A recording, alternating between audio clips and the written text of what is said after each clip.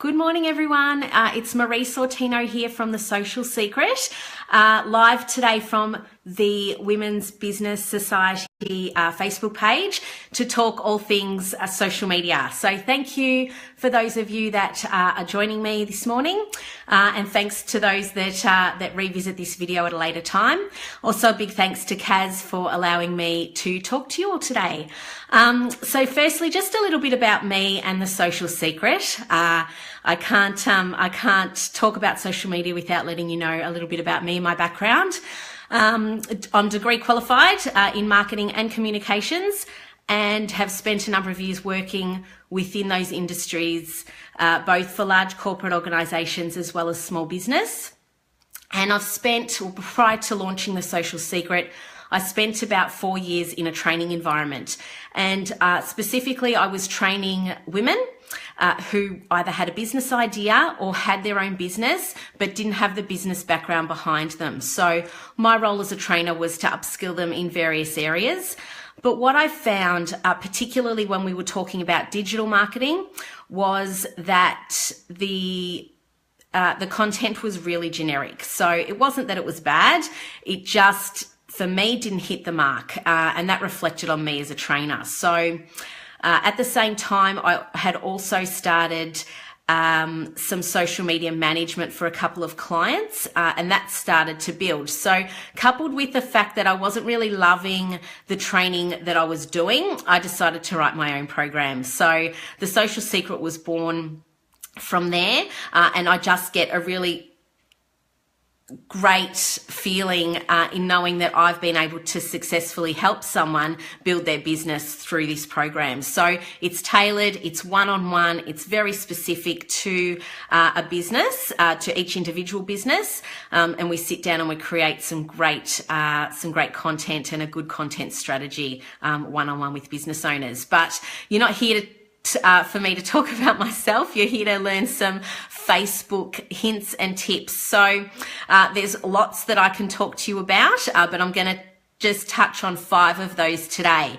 So tip number 1, and I bang on about this all the time, is know your target market. And I cannot stress this enough, not just from a social media perspective, but just from a marketing perspective in general. It is really important for you to know who your ideal customer is. And without knowing who your ideal customer is, then you don't know who you're targeting. So what I say to all of my clients that I work with is sit down and brainstorm. So if you could close your eyes and if you could imagine who that ideal customer is, that person that you say to yourself, yeah, I want 50 of those people to walk through my door today, or I want 50 of those people to call me today and inquire about the service or the product that I offer. Who is that person and what do they look like? And I want you to answer questions like, are they male or female? How old are they? Where do they live? How much money do they earn? Are they married? Do they own their own home? Do they have kids? Do they entertain? Do they prefer to cook at home? What are their values? What time do they get up in the morning? What TV shows do they watch? What clothes do they wear? Anything and everything that you can gain, that you can get from this ideal target customer of yours is going to help you to then produce content that is relevant to that ideal market. I speak to people all the time that say, yeah, but I've got lots of different demographics as my ideal client. What then tends to happen on social media is that they're trying too hard to try and cater to all of those different markets, and their message just gets lost. It gets lost. So try and think of who your ideal customer is and create content that is suitable for them. Okay, so I hope that all makes sense. Tip number 2, plan. So use a calendar or sit down once a week and work out what it is that you're going to post. All too often I meet with people that say, I just don't have time for social media. I don't have the time to post, or I don't know what to post. So, I might be driving in the car and I see a picture of a rainbow, so I'll go and take a photo of it and post that. That's not going to work. You need to really be strategic in what you're posting. So You've got scheduling tools available to you. Facebook has an inbuilt scheduling tool. With Instagram, an inbuilt one doesn't exist, but there are other options for you. But sit down, and even if it's in an Excel spreadsheet, once a week, just work out how many days a week you're going to post, what time you're going to post, and what you're going to post. And once you've got that plan in action, you'll find that it just works a lot. It's a lot more streamlined and will work easier for you. Tip number 3, write posts that people are interested in reading. So sometimes we post just for the hell of posting. Don't get into that habit. It all links back to point number 1 that I made about your target market. So you don't always need to be talking about your product or your service. What you need to be talking about is things that your ideal target market might be interested in. So for example, if you are a physio, you could be talking through stretches that people might be able to do, or you could be talking through, obviously lots of people that go to the physio might be interested in sports, so you could potentially be talking about what's happening with the AFL Grand Final and who's going to win.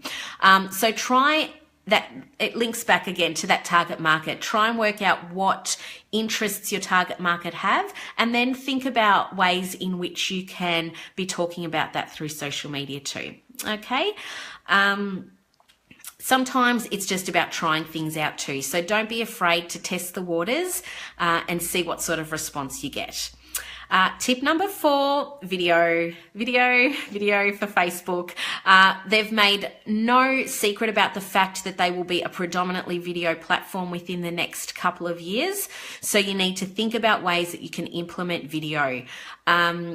Kaz is doing a great job getting these Facebook Live videos going, and I know that she is often posting videos on the Women's Business Society page. That's fantastic. So Facebook will prioritize live video and then video, normal conventional video. One thing I will tell you to steer clear of though is posting YouTube videos. YouTube is Facebook's biggest competitor, and you will not get the reach that you will from using just a video that you've done on your iPhone or some sort of other just .mov file. So try and steer clear of YouTube videos if possible. Okay, so there's lots of clever ways in which you can implement video.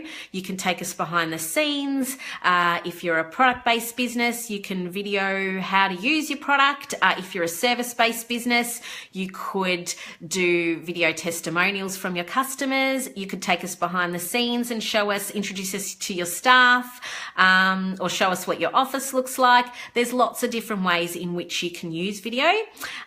Try and be creative about it. And my last tip for you all is around images. So those of you that follow me on social media will see that today I've posted about images. I still get quite surprised when I see businesses using images that they've clearly just downloaded from Google and still have watermarks in the background of them. It happens all too often. You are not allowed to go to Google, type something in and download any image that comes up. It's illegal and you can get into trouble for it. You need to make sure that you have the rights to use the images that you're using. So there are lots of ways in which you can get around that. Number 1, you can take your own photos. But number 2, there's a whole host of different tools available to you online that offer photos that you can download for free. Free for commercial use with no attribution required. So you don't need to be acknowledging the person that took the photo either. My favorite is one called Pexels, pexels.com.